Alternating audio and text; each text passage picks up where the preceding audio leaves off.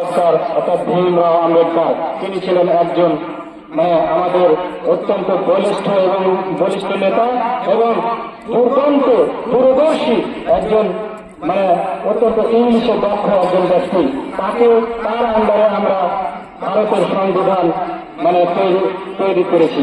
তিনি এটা একমাত্র অ্যাডভাইজার ছিলেন না, আরো অ্যাডভাইজার ছিলেন, কিন্তু যেমন আমরা জানি মোহাম্মদ সাদুল্লাহ ছিলেন, আরো অন্যান্য ডিগনিটারিজ ছিলেন যারা অত্যন্ত বলিষ্ঠ। তাদের আন্ডারে এই আমাদের ভারতের সংবিধান নির্মিত হয়েছে। আর আমরা 1950 সালের 26শে জানুয়ারি এটাকে আমরা অ্যাডাপ্ট করেছি। ফলে এই দিনটা আমাদের জন্য অত্যন্ত গুরুত্বপূর্ণ। This day is very happy, এটা আমাদের জন্য খুবই আনন্দের দিন।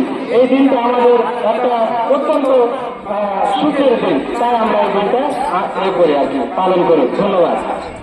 আসসালামু আলাইকুম। অশেষ ধন্যবাদ স্যারকে তার মূল্যবান বক্তব্য পরিবেশনের জন্য।